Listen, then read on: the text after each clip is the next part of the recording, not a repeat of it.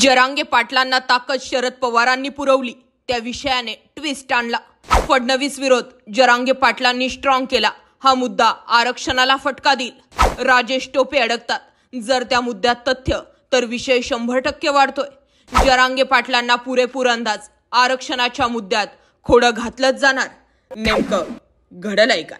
महाराष्ट्रात जरांगे नावाचं वादळ खूप मोठ्या प्रमाणावर आलेलं आहे आणि या वादळाची चाहूल जी आहे ती अख्ख्या सरकारला लागलेली आहे आणि त्यामुळे या मुद्द्याला कुठे ना कुठे खोडं घातलंच जाणार। त्याची सुरुवात झालेली आहे राजेश टोपे यांच्यापासून।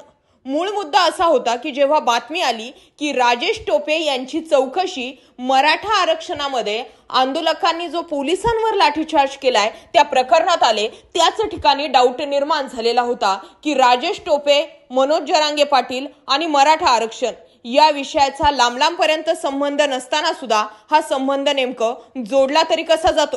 तर यामध्ये घडलंय काय ते पाहणं गरजेचं आहे। देवेंद्र फडणवीसांना मोठा विरोध मनोज जरांगे पाटलांनी केला आणि खरं तर हीच गोष्ट मनोज जरांगे पाटलांसाठी चुकीची सुद्धा ठरू शकते। त्याला कारण म्हणजे असे की देवेंद्र फडणवीस यांच्या मर्जीशिवाय सरकारमधील कुठलाही निर्णय होणार नाहीये आणि मनोज जरांगे पाटलांनी थेट देवेंद्र फडणवीस यांच्या सोबतच दुश्मनी केलेली आहे आणि त्यामुळे मनोज जरांगे पाटलांना हा मुद्दा 100% शिकू शकतो अशी ही शक्यता वर्तविण्यात येत आहे। दुसरा मुद्दा राजेश टोपे यांचा घेऊयात। मनोज जरांगे पाटलांमागे अदृश्य शक्ती ही शरद पवारांचीच आहे अशी चर्चा वारंवार होत असते आणि राजेश टोपे मुद्द्याने या चर्चेला आता दुजोरा दिला। जिल्ह्यातील अंतरवाली सराटी गावात मराठा आरक्षणाच्या मागणीसाठी उपोषण सुरू असताना पोलिसांकडून लाठीमार करण्यात आला। दरम्यान या प्रकरणी देवेंद्र फडणवीस प्रतिष्ठानकडून राष्ट्रवादीचे आमदार राजेश टोपे यांच्यावर गंभीर आरोप करण्यात आले। पोलिसांवर दगडफेक करण्याचा आधीपासूनच प्लॅन करण्यात आला होता। आंदोलनास गडबड झाल्यास पोलिसांवर दगडफेक करण्याचे आदेश राजेश टोपे आणि त्यांच्या स्वीय सहाय्यकांसह राष्ट्रवादीच्या कार्यकर्त्यांना देण्यात आलेले होते असा आरोप जो आहे तो देवेंद्र फडणवीस प्रतिष्ठानचे अध्यक्ष आसाराम डोंगरे यांनी केला। याबाबत जालना पोलीस अधीक्षकांना निवेदन सुद्धा देण्यात आले।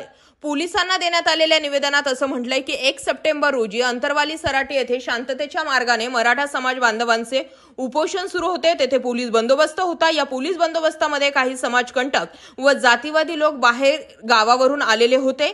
तसेच हे लोक राष्ट्रवादी काँग्रेसचे कार्यकर्ते शहागड व बीड जिल्ह्यातील गेवराई तालुक्यातील असून या समाजकंटकांनी पोलीस बांधवांवर घरावरती जाऊन दगडफेक केली आणि या दगडफेकीचं कारण हे राजेश टोपे आहेत असा आरोप जो आहे तो करण्यात आला। आता दरम्यान यावरती जरांगे पाटलांनी सुद्धा पलटवार केलाय। एकीकडे राजेश टोपे यांच्यावर देवेंद्र फडणवीस प्रतिष्ठानने गंभीर आरोप केलेले असताना दुसरीकडे मनोज जरांगे यांनी लाठीचार्ज सरकारच्या आदेशानेच झाला असल्याचा आरोप केला।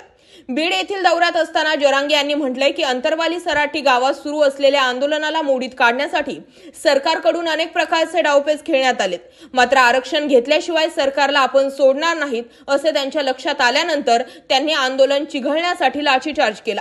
यामध्ये असे लक्षात आल्यानंतर त्यांनी आंदोलन चिघळण्यासाठी लाठीचार्ज केला। यामध्ये महिला आणि लहान मुलं मोठ्या प्रमाणावर जखमी झाले। एवढं होऊन देखील सरकारने अद्यापही लाठीचार्ज का केला याचं उत्तर दिलेलं नाही असं मनोज जरांगे पाटलांनी म्हटलंय।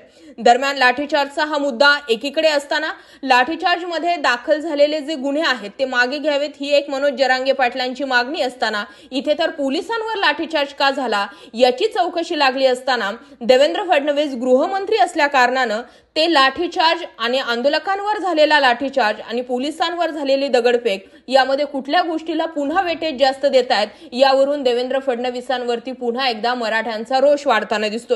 याबाबत तुम्हाला काय वाटतंय? राजेश टोपेंचं या प्रकरणात नाव येणं आणि वारंवार येणं याचा अर्थ मनोज जरांगे पाटलांच्या उपोषणाला रसद जी होती ती देवेंद्र फडणवीस यांनी पुरवलेली नसताना ज्या अर्थी राजेश टोपे यांचं नाव या प्रकरणामध्ये येत आहे त्यानुसार तुम्हाला काय वाटतं? मनोज जरांगे पाटलांच्या उपोषणामागे रसद ही शरद पवारांनीच पुरवली होती का?